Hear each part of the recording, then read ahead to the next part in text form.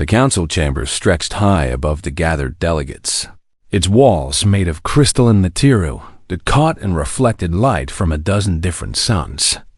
Lieutenant Jake Morrison stood at attention behind Ambassador Lauren Hayes, his eyes scanning the room with practiced efficiency, while alien species of every shape and size filled the seats around him.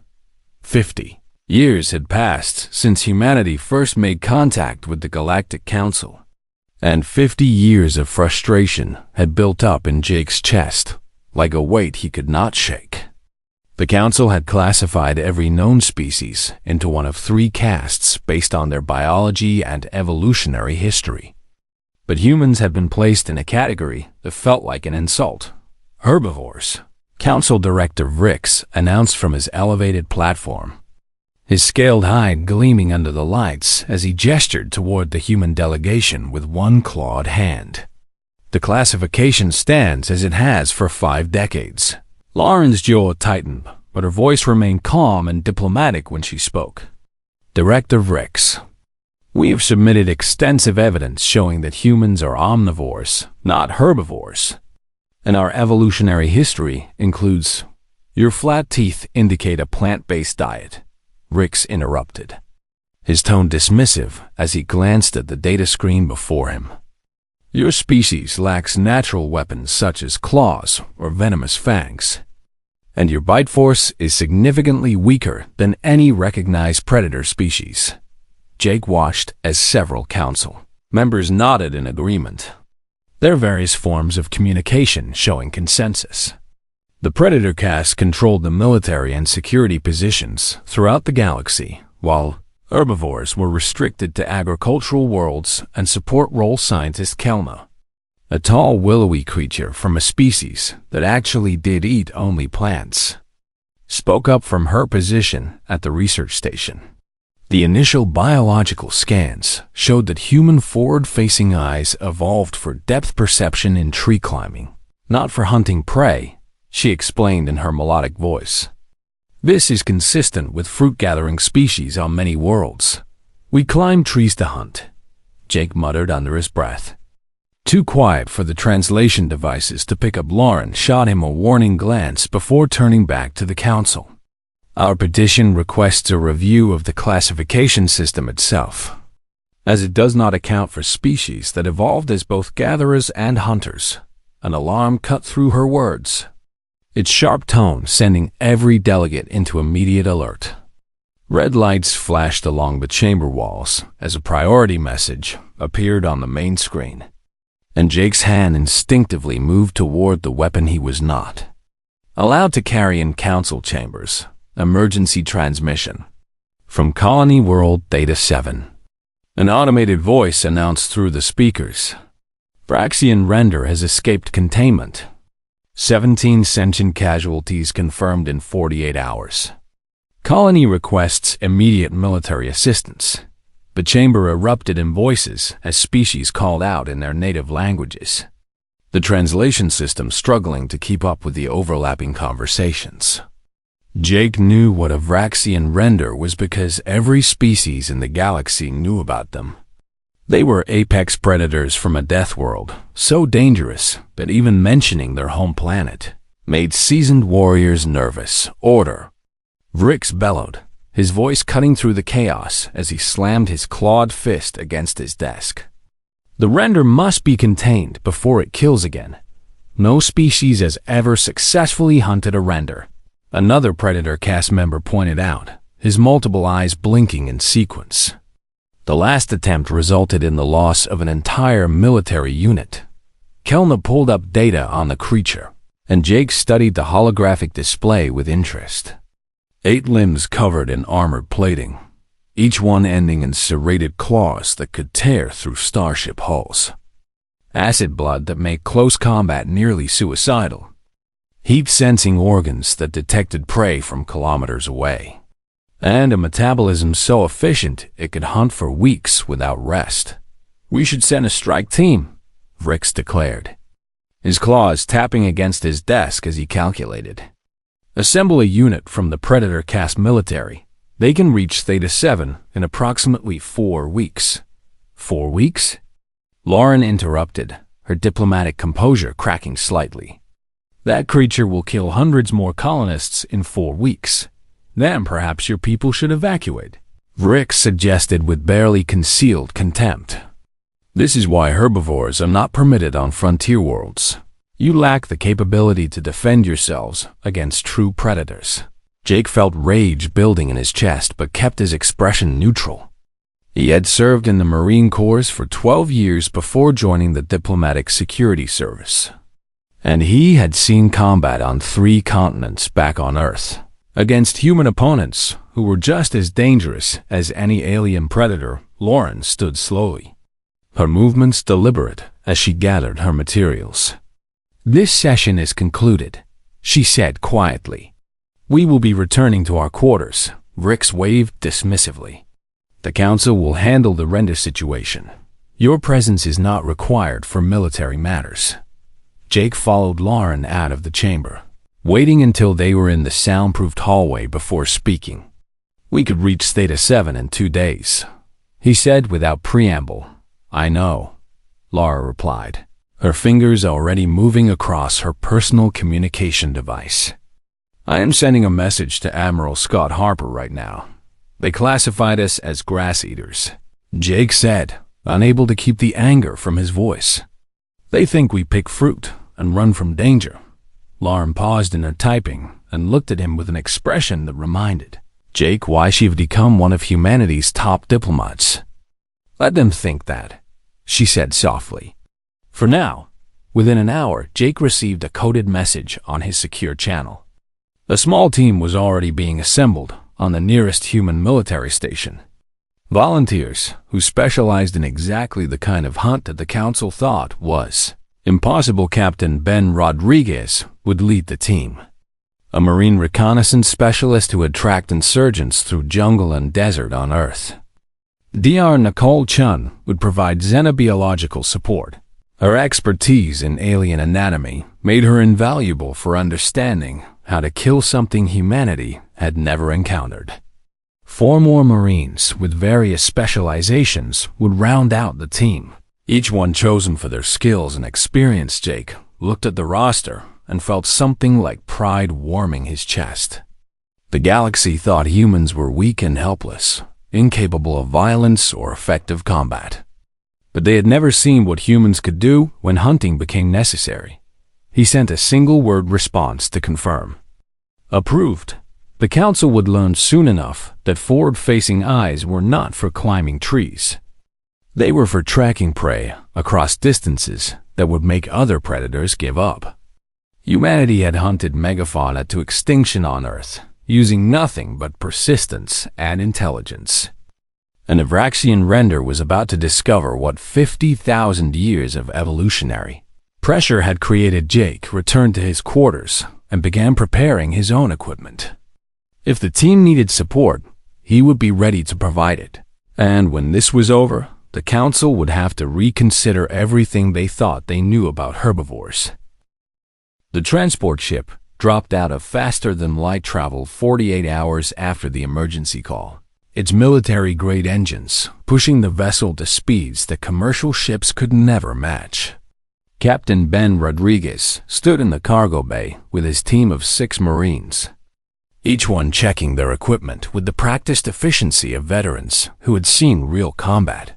"Listen up," Ben called out, his voice carrying easily over the hum of the engines. "We are hunting an apex predator from a death world. This thing has killed 17 colonists and probably more by now. And every military expert in the galaxy says it cannot be done." Corporal Chris Bennett looked up from his rifle maintenance and grinned. "So just another Tuesday then, sir." Ben allowed himself a small smile.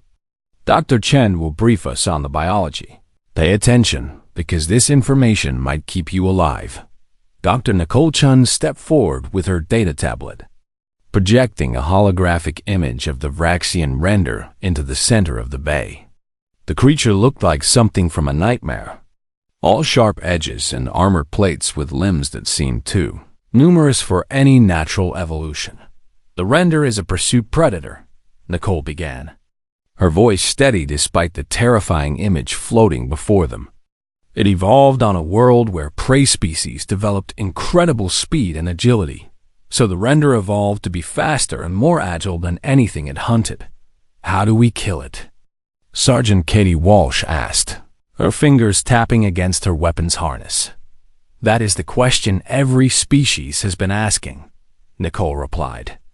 Its hide is armor-plated and resistant to most energy weapons. Its blood is highly acidic, which makes close combat extremely dangerous. And it hunts using heat signatures combined with motion detection. Ben studied the creature's anatomy, noting the joint locations and the way its limbs connected to its body. Weak points? He asked. The eyes are vulnerable but small targets, Nicole explained. There is a nerve cluster here at the base of the skull, and the joints between armor plates might be penetrable with the right ammunition. The ship shuddered slightly as it entered Theta 7's atmosphere, and Ben could see the planet's surface through the viewport. It looked peaceful from up here, green and blue like Earth. But he knew that somewhere down there a killing machine was terrorizing colonists who had no defense. They landed at the main colony settlement where Kelphin refugees huddled in reinforced structures, their large eyes wide with fear as they watched the humans unload equipment. The Kelphins were true herbivores, gentle beings who had never developed weapons or warfare in their entire evolutionary history. A Kelphin administrator approached nervously, his forearms gesturing in what the translation software indicated was extreme distress. "You are the help the council sent?" he asked, clearly doubtful. "We are what you got," Ben replied, slinging his rifle over his shoulder. "Show us the kill sites." The first sight made even Ben's experienced stomach turn. The render had torn through a farming complex, killing livestock and 3 Kelphin workers with brutal efficiency. And the claw marks on the walls showed the creature's incredible strength. Chris knelt beside one of the gouges in the metal wall, running his fingers along the edge. "It marked territory here," he observed. "See how the spacing is even? This was deliberate." Nicole scanned the area with her equipment, collecting samples of the acidic blood that had burned through several surfaces. "It is hunting in a pattern," she said, moving in a roughly circular route around the colony, coming closer each time. "Why?" Katie asked, checking her ammunition loadout. "To instill fear," Ben answered. "It knows the prey is trapped, so it takes its time. This is a predator that enjoys the hunt." They spent the next 6 hours examining 3 more kill sites, and Ben began to build a mental picture of their target. The render was intelligent, possibly more intelligent than the council gave it credit for, and it used the terrain with skill that spoke of evolutionary advantages. "Captain," one of his Marines called from near a tree line. "Got tracks here?" Ben jogged over and examined the disturbed soil. The impressions were deep and showed the 8-limbed gate clearly, but more importantly, they showed direction and purpose. "It has a den somewhere," he said. "Probably in the hills to the north." A Kelphin observer who had been following the team stepped forward. "The council sent me to document your efforts," he explained nervously. "They wish to know how long before you fail." "Charming," Chris muttered. Ben ignored the comment and turned to Nicole. "Tell me about persistence hunting." Nicole understood immediately. "On Earth, humans evolved to hunt prey by following them for hours or even days until the prey collapsed from exhaustion," she explained to the confused Kelphin. "Human sweat glands allow us to cool our bodies while running, something most predators cannot do. You plan to exhaust this creature?" The observer asked incredulously. "Among other things," Ben replied. "We also plan to be smarter than it."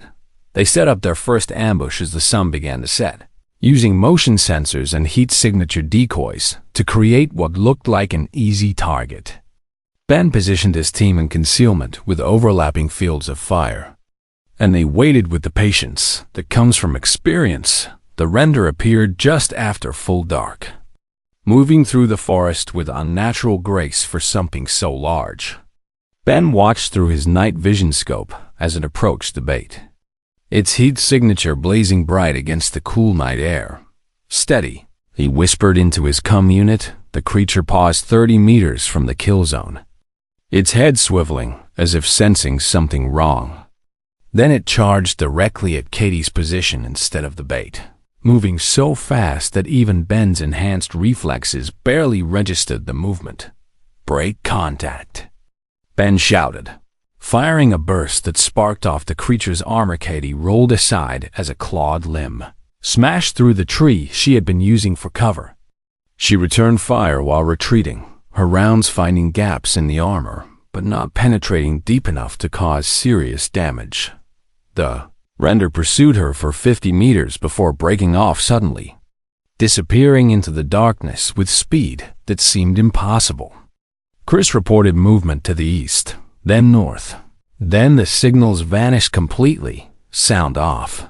Ben ordered all 6 Marines reported in safely, though Katie had a shallow cut on her arm from debris. The Kelvin observer was trembling but unharmed, his recording device still active. "It adapted," Nicole said quietly.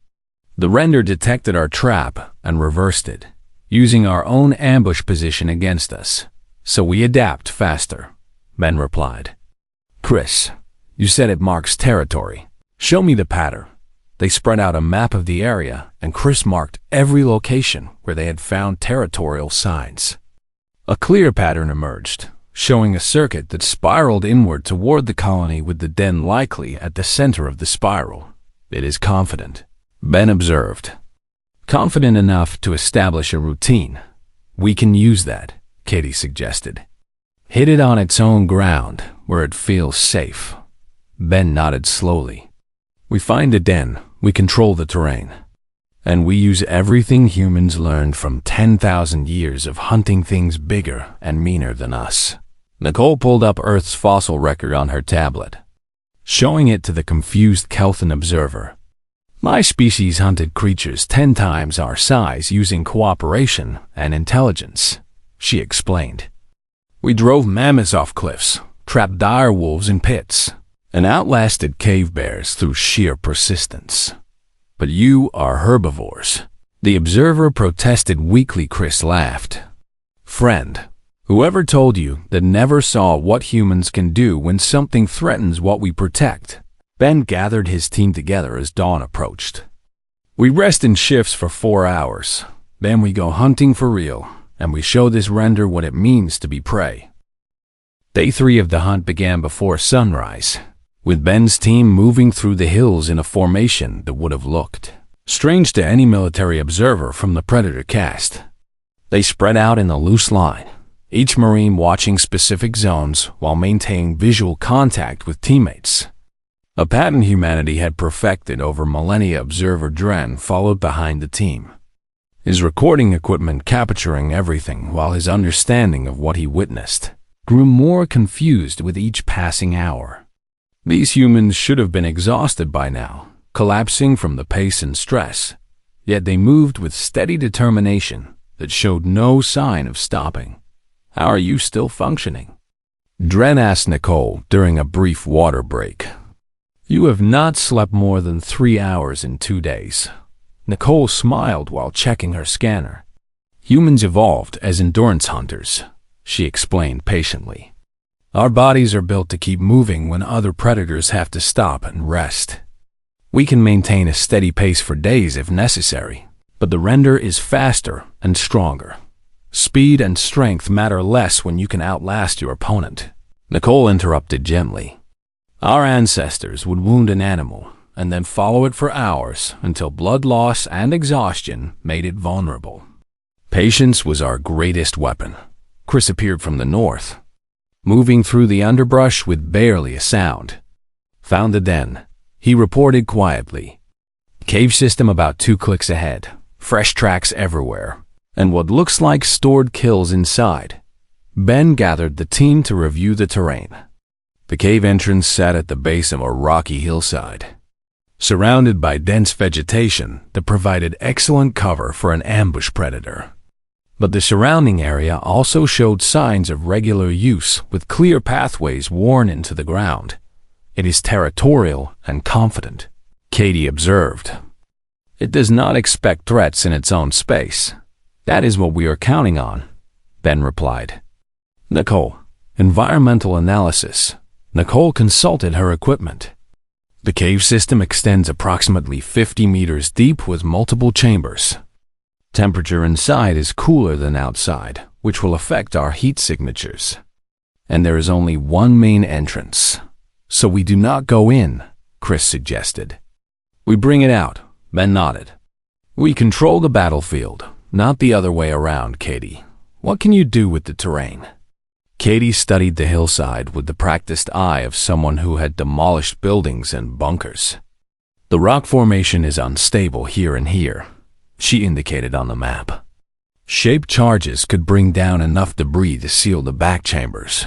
Force it toward the entrance. The render will emerge when it feels threatened, Nicole added. But it will be angry and dangerous, not weakened. Then we make sure we are ready, Ben said. Set up the charges, position the team in cover with crossfire angles, and prepare to take this thing down. They spent the next 3 hours preparing the battlefield with methodical care. Katie placed her explosives with precision that would have impressed demolition experts on any world. While the Marines established firing positions that gave them overlapping fields of fire without risk of hitting each other, Dren watched the preparations with growing unease. You are provoking it deliberately, he said. This seems unwise. We are choosing when and where to fight, Ben corrected. That is the difference between hunting and being hunted. Chris rigged motion sensors along the likely escape routes, while another Marine set up thermal cameras to track the render's heat signature. They were turning the creature's own hunting advantages against it. Using technology and planning to counter superior physical capabilities in position. Katie reported from her concealed spot behind reinforced rocks. Same. Chris confirmed from the opposite side, Ben checked his weapon one final time, loading armor-piercing rounds that Nicole had modified based on her analysis of the render's biology. Everyone clear on the kill zones? He asked over the COM-5 confirmations came back immediately. Light it up. Ben ordered. Katie triggered the first charge, and the explosion sent rock cascading down inside the cave system. A roar erupted from the depths, the sound so loud and filled with rage that even the experienced Marines tensed. Then the render burst from the entrance, moving faster than seemed possible for something its size. Ben opened fire immediately, his rounds sparking off armor, but some penetrating the joints that Nicole had identified. The render twisted with serpentine grace, 2 of its limbs gouging into the rock face as it launched itself toward his position. Flanking fire. He shouted. Katie and Chris hit it from both sides, their concentrated fire forcing the creature to change direction. It spun and charged toward Chris, covering the distance in seconds. But Chris had already moved to his backup position while another Marine hammered at its exposed flank.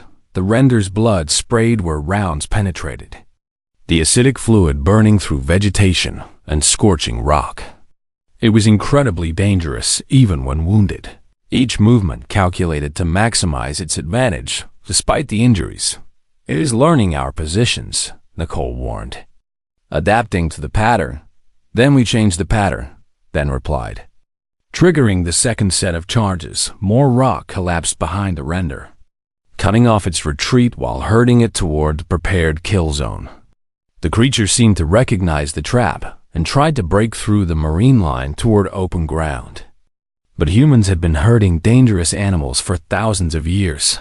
They moved in coordinated pairs, one Marine laying down fire while another repositioned, maintaining constant pressure that kept the render moving where they wanted it.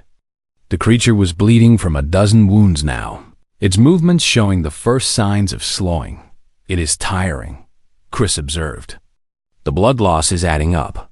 Keep the pressure on, Ben ordered. Do not let it rest. The render made one last desperate charge directly at Katie's position, moving with speed that still surprised despite its wounds. Katie held her ground and emptied her magazine into its head. the rounds finally penetrating the thinner armor around its eyes and face. The creature stumbled, one limb buckling, and Ben saw his opportunity. He aimed for the nerve cluster at the base of the skull that Nicole had identified. The small target made larger by the creature's wounded state, and squeezed the trigger. 3 rounds punched through armor and into the nerve center, and the render collapsed with a final shriek that echoed off the hills. It twitched once, twice, then went still as its massive body settled against the ground. Silence fell over the hillside, except for the heavy breathing of the Marines and the quiet sound of reloading. Ben approached cautiously, his weapon trained on the creature until Nicole confirmed the kill with her scanners. "It is dead," she announced.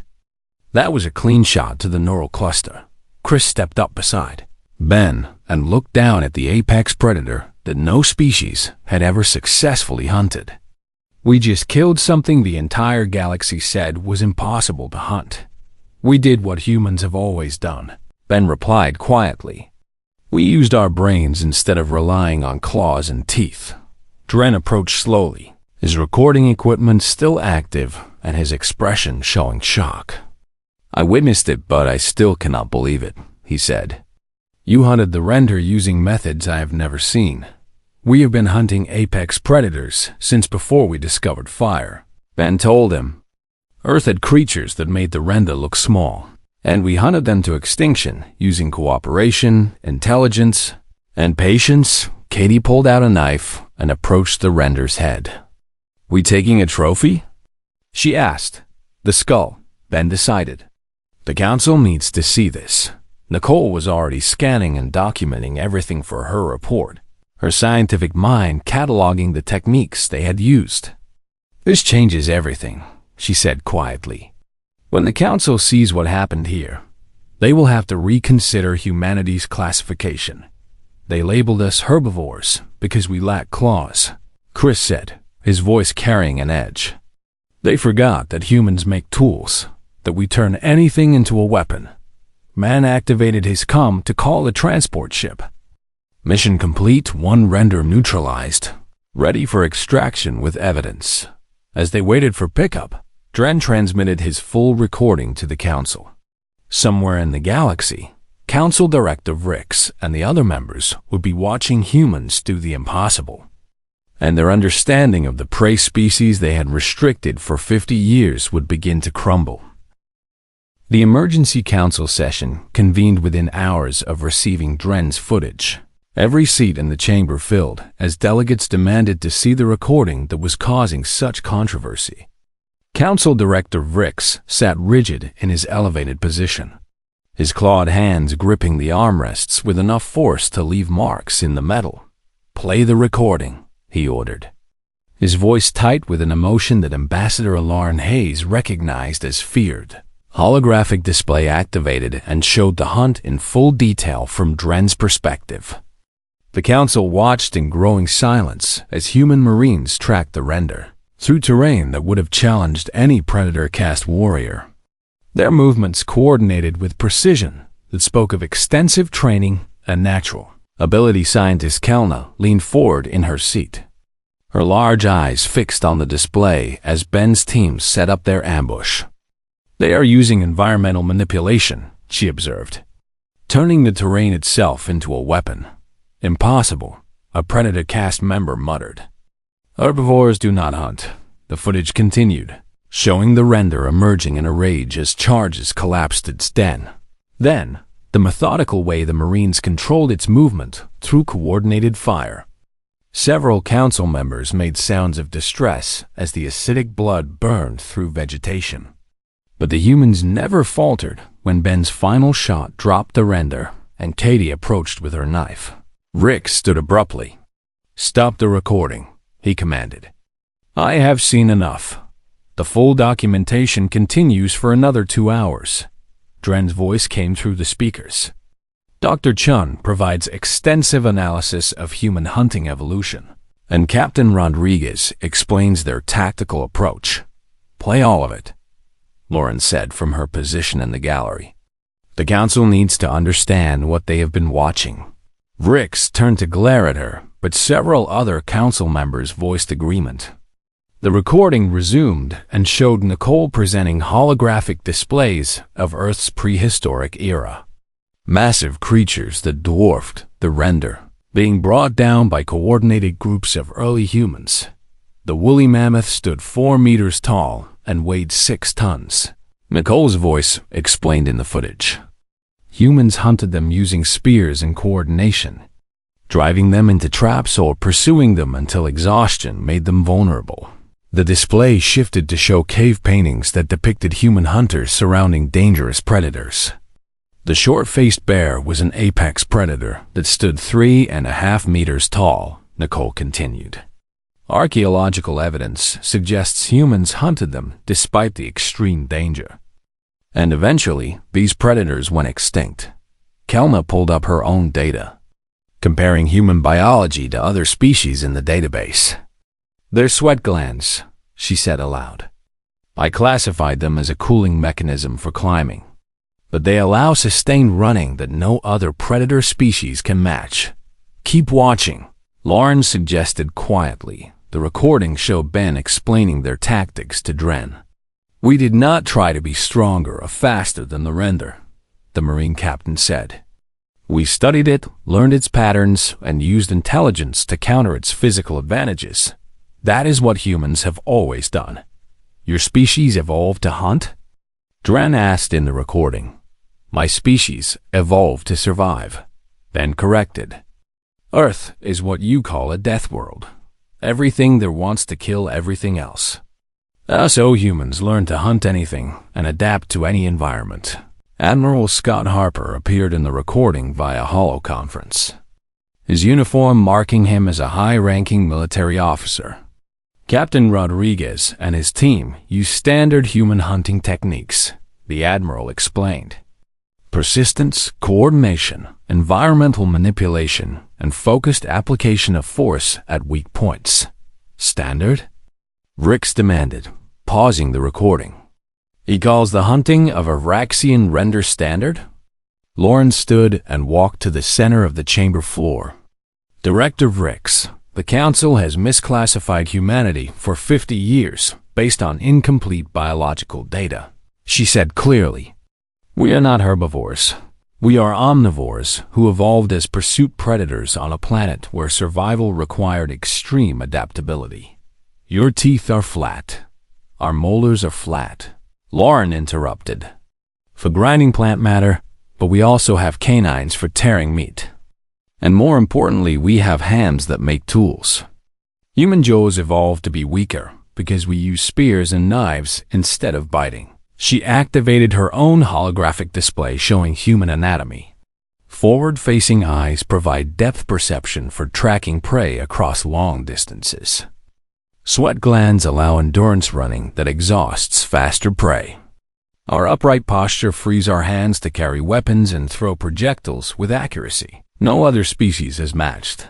If humans are predators, why did your initial contact team seem so peaceful? Another council member challenged.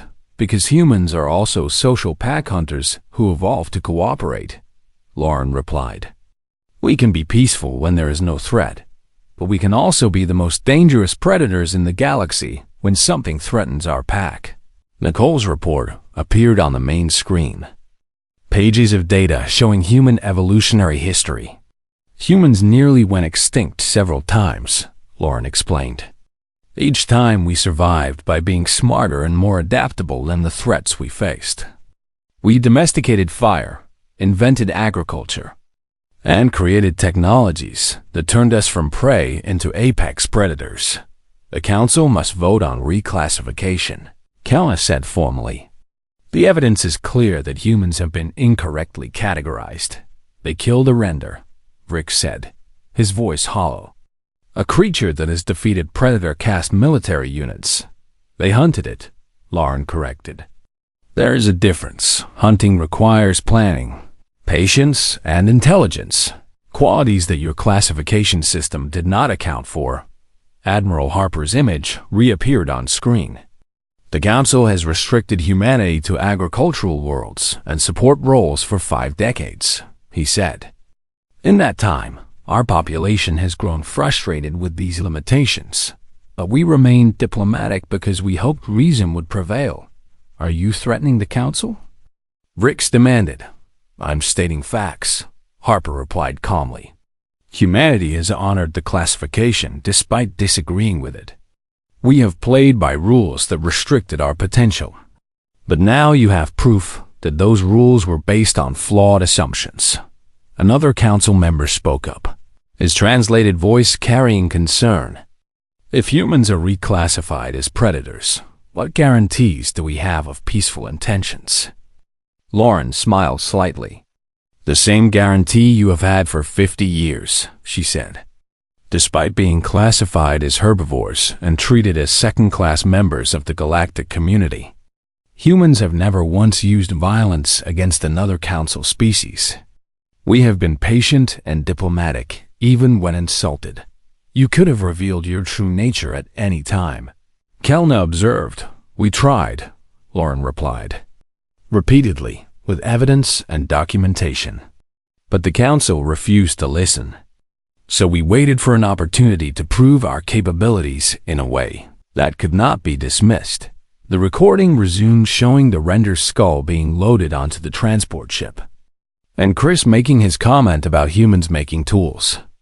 We turn anything into a weapon, his voice said. That is what makes us dangerous, not claws or teeth. Rick sat down slowly, his posture showing defeat. The vote, he said quietly.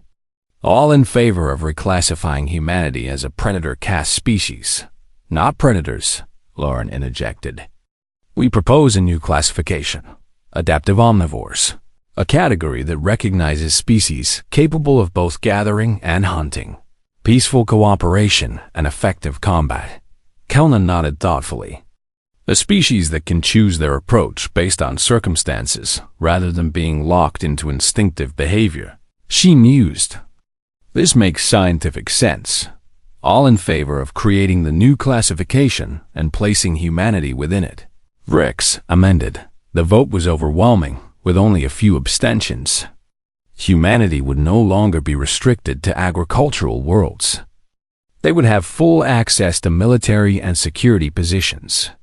And the council would have to acknowledge that they had underestimated Earth's children for 50 years.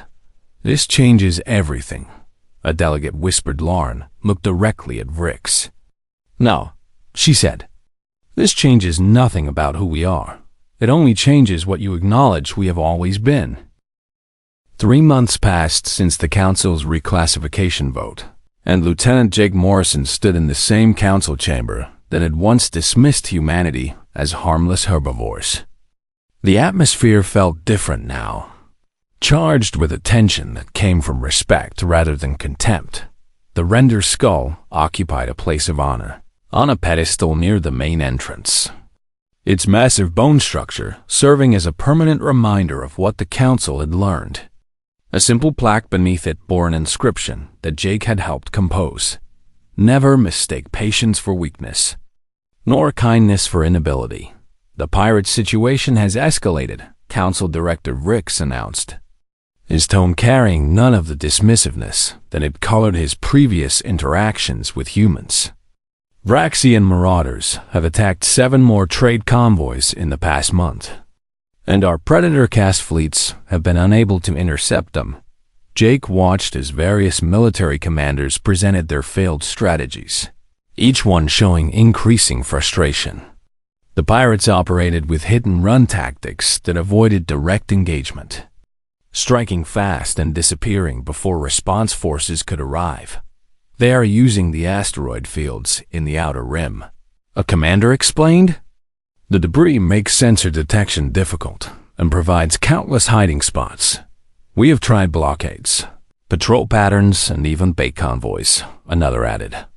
Nothing has worked. They seem to anticipate every tactical approach. Ambassador Lauren Hayes raised her hand politely.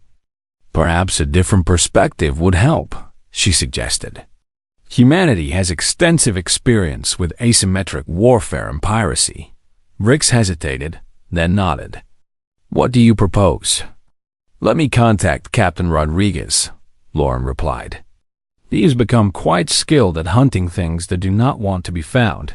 Ben arrived via holoconference within the hour, his image appearing alongside Admiral Harper and several tactical specialists. "I have reviewed the pirate attack data," he said without preamble. "They are not as unpredictable as you think." "Explain," Rix demanded. Leaning forward, Ben pulled up a star map showing the attack locations. "Every hit follows a pattern based on trade schedules and patrol rotations," he explained. "They are not avoiding your forces through luck. They have access to your tactical communications." The chamber erupted in voices as council members protested the suggestion of a security breach. Jake watched Lauren remain calm, letting the humans present their analysis without interference. "Look at the timing," Admiral Harper added, highlighting specific data points. "They strike exactly when your patrol ships are furthest from the target zone, which means they know your deployment schedules in real time." "Assuming you are correct," Kalna interjected, "how would you address this problem?" "We hunt them," Ben replied simply. "But we do it the way humans hunt, by studying behavior patterns, setting traps, and using intelligence instead of overwhelming force." "You want to join the military operations?" Rix asked, his tone skeptical. "We want to lead a joint operation," Admiral Harper corrected. "Human tactical planning combined with your firepower and resources. We provide the strategy, and your forces provide the muscle." Jake saw the hesitation in Rix's expression. The wounded pride of a species that had considered itself the galaxy's premier warriors. But desperation won over ego, and the director nodded. "One operation," he agreed. "If your methods prove effective, we will discuss expanding the cooperation." Ben smiled. "Give me 2 ships with mixed crews, complete operational control." And 3 weeks, the joint task force assembled within days. Human Marines working alongside Predator caste warriors who had never cooperated with another species before. Jake volunteered for the mission, curious to see how the two groups would mesh. The first week involved training that shocked the alien warriors. Ben pushed them through exercises that emphasized teamwork over individual prowess, teaching them to move as coordinated units rather than lone hunters. "This is not how we fight," one warrior complained after a particularly grueling drill. Chris Bennett looked up from checking his equipment. "That is why you have been losing to pirates," he replied bluntly. "They work together. You fight alone." The warrior bristled, but Katie stepped between them. "Watch," she said, demonstrating a flanking maneuver that required 2 warriors to cover each other's vulnerable angles. "Predators on Earth who hunt in packs are more successful than lone hunters. But we are not pack animals." "You are now," Ben interrupted. "For this mission, everyone fights as part of a team, or they do not fight at all." The alien warriors struggled with the concept initially, but gradually they began to understand. Their natural strength and speed, combined with human tactical coordination, created something more effective than either species could achieve alone. Jake participated in planning sessions where Ben taught the aliens to think like their prey. "The pirates are predictable because they follow optimal paths," he explained. "They hit targets with the best reward-to-risk ratio, which means we can predict where they will strike next. We have tried prediction models," a Predator caste commander objected. "You tried military models," Admiral Harper corrected. "We are using criminal psychology. Pirates think like opportunistic predators, not like organized military forces." The operation launched in the 3rd week when Ben's analysis identified a high-value convoy that matched every criterion for a pirate target. Instead of defending it conventionally, they positioned their ships in the asteroid field itself, waiting with the patience that humans had learned from generations of hunters. "Contact," Chris reported from his sensor station. 3 pirate ships approaching on predicted vector. "Hold position," Ben ordered. "Let them commit." The pirates moved in with the confidence of predators who had never met effective resistance. They closed on the convoy from 3 directions, their weapons charging for the usual quick strike. Now, Ben said quietly, both task force ships dropped their stealth fields and emerged from the asteroids at point-blank range. The pirates found themselves in a crossfire with no room to maneuver. Their superior speed, useless in the confined space. Surrender or be destroyed. Ben broadcast on all frequencies. 2 pirate ships immediately cut engines and transmitted surrender codes. The third tried to run, but found its escape route blocked by debris that Katie's team had carefully positioned hours earlier. And it surrendered moments later. The entire engagement lasted 4 minutes from first contact to final surrender.